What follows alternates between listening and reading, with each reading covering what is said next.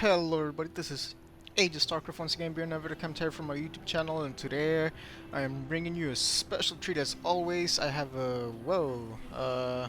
huh. Okay, well, I have a high-level game cast for you guys between Zenith over here and this Korean player whose name I do not know. I'll try to find out what his name was and put it in the channel description, and apologize that I don't know it right now. Normally I don't know, like normally it says either on the replay and I take a look, or it says here end game, which I haven't. I apologize. I'm just kind of sorry that I don't know the Terrence player name at this moment. But again, I'll try to update that in the once the video goes up. Trying to make sure that that doesn't happen again as well. And looks like we're gonna see. Have I even screened this game? I don't think I screened this game at all. I think it was just a very popular game on SC2 reps, and I decided I've been casting Protoss versus Zerg a lot, and someone did request Protoss game, so here's another Protoss. But also wanted to give the Terran players a little bit of love, even though, you know, they're overpowered and they don't deserve any love whatsoever, because Blizzard has already given them too much love in my opinion. Just kidding, guys, just kidding. And yeah, let's see what happens in this game. It looks like the Terran here going for a 10 barracks, so possibly gonna see some Reaper play right now. I hope it's not Reapers. Well, I mean, there's nothing wrong with Reapers, it's just that I think there are sufficient videos in my game where Reaper happens, but we'll see. Let's see what happens here. Protoss player going for a standard gateway build. Doesn't look like he is doing anything out of the ordinary, but he's got to be careful because the Reapers definitely are on the way, if they are, which does not look like is the case.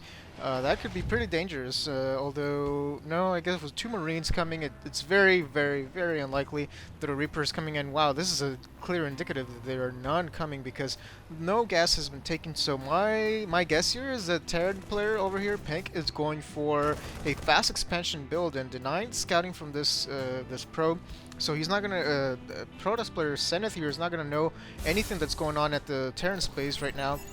Could be anything coming down his way, which is kind of a bad position to be playing from, because now he's forced to, you know, make more units than he would want to. Maybe he was going for a specific build where he didn't make units and just used it for buildings instead, because I really doubt that Pink's going to be pushing out anytime soon, especially with this fast expansion going on. Most likely going to see a bunker or 2 go down here, and then start, possibly even make a reactor, although still no gas, so I guess it's just going to be Marines, Marines, Marines, and I'm really curious to see what Pink's going to follow this up with. I'm just going to call him Pink, because I really don't, I can't think of another name, and wow, this SCV dying here, this is not very common. Probably got a couple of hits from the Zealot over here, and then the second one coming in to finish the job, and no Stalkers coming, huh? Only 1 gas, so Zenith here possibly going for an expansion himself. I mean, this is not really a fast expansion timing, but it would be a considerably fast expansion for Protoss. Protoss definitely, I think, are the race to get their expansion the longest. No, I think Terran could probably go a much longer time without a second base than Protoss. So looks like 3 barracks over here, so maybe no bunkers, not sure. I would imagine this SCV is going to build a bunker here. Marines are not very strong, but no bunkers, so I don't know, kind of a risky build. But Protoss here is not going to be doing any early aggression, so looks like Pink's going to be pretty safe for the time being, and Warp Gate almost finishing, a sentry coming up. So yeah, Zenith here just trying to be defensive. If forces start coming up this ramp, he can just force field that a couple of times with 1 sentry, and then, you know, if he makes more, there are going to be more coming. And Pink here, oh boy, is this a factory going to go down here? Oh my goodness, this is such a tricky play. Excuse me, 1 second, my eye, ow. Okay, my eye there just started itching like crazy, and yeah, that's a pretty tricky play. Some players use, like, they'll make a factory here and then float it over here lazily, make like 5-6 Hellions, and just come up around here mid game, and it just totally devastates the mineral line. And what else do we have going on here for the Protoss player? Robotics facility. So wow, 1 gate Nexus into 2 gate Robotics Bay. Pretty, it looks like a pretty solid build. I mean, not definitely saying anything bad about the Protoss player Zenith over there.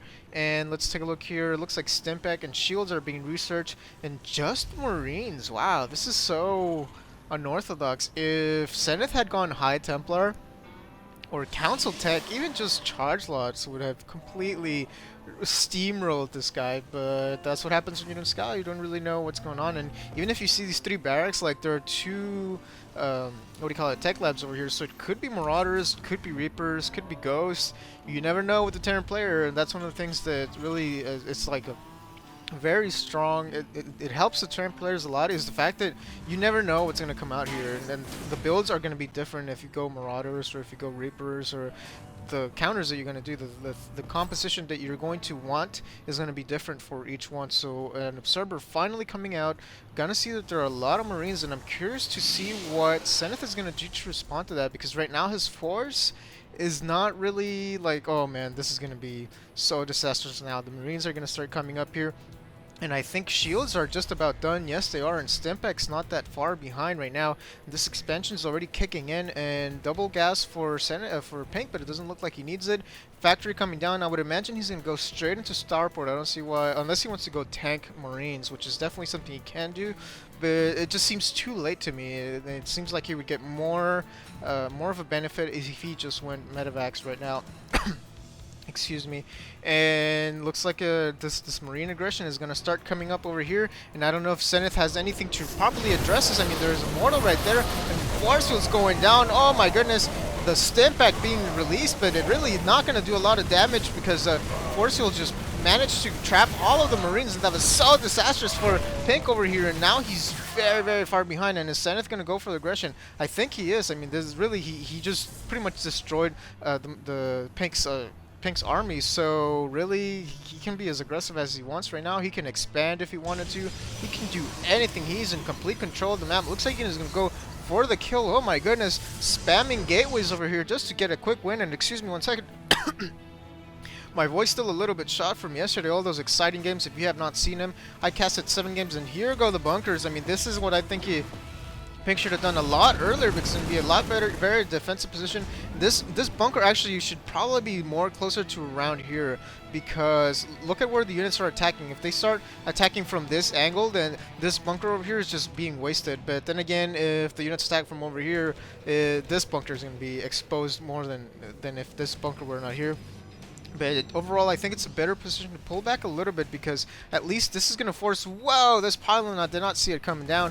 And the Zealot's going to take a couple of shots, but it's just shield damage. In a couple of seconds, they're going to be back up like nothing ever happened. And Marauders, looks like a Marauder transition here, but it's kind of late. I don't know if Pink here is going to be able to stop this.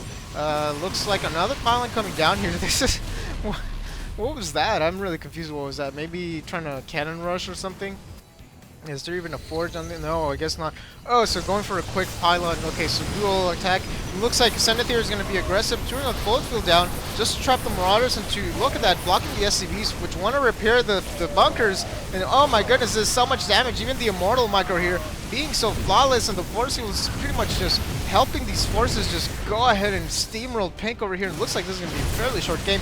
I don't see what Pink could do at this moment. Zenith had just busted right up in this ramp, forced to use SCVs. The command center has been left, and wow, not even typing GG properly, or I don't know if that's some weird form of saying GG, but I know normally this one character is the one you see when the Koreans say GG. So pretty short game there. I mean, what happened there? Let's try to see what can we take back from this game. I think that marine push that was going on here, it's something that's very common right now on the ladder. Like, people will start doing some very wonky one racks reactor mass marines into a Protoss, and I think force field with the Zealots was pretty much what saved Zenith over here, because otherwise his forces with Stimpak and the combat shields being researched, there was just really no way he could have been able to win that. He would have just kited all day long. And I mean, I was doubting a little bit that Immortal production, but as you can see, he's not producing Immortals anymore. He stopped doing that as well. He completely stopped that, and he possibly could have switched into Colossus, since he already did have the robotics facility, but it looks like he was going for the Council tech. Like, I would have imagined that would have been the better tech to go in the first place. But I mean, there was no really way, any way that Zenith could have known that he should have gone Council tech. So pretty good, smart switch there. Colossus are very, very, what do you call it, vulnerable to Vikings, and since Pink over here had already seen the Immortals, it was only reasonable for him to start imagining that there were going to be Colossus on the way. So look at this, actually worked in his favor. said no Colossus because Vikings are just too strong against them, and I'm just gonna go for Zealot heavy and a couple of sentries and stalkers, and gonna finish this game and trap the Terran player and go ahead and steamroll them. So I hope you guys enjoyed this. Thank you for watching, and please subscribe to my channel if you have not done so. Check out my other videos. There are a lot of playlists. I'm currently doing Gosu-Casts only for probably the next couple of days, and then I'm gonna start doing the regular old stuff that I've been doing.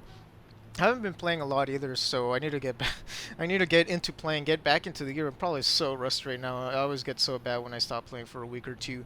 And what else? What else? I think that is about it. Thank you for watching again, and with that, I will stop this video. I'll see you guys next time, and have a good day, guys.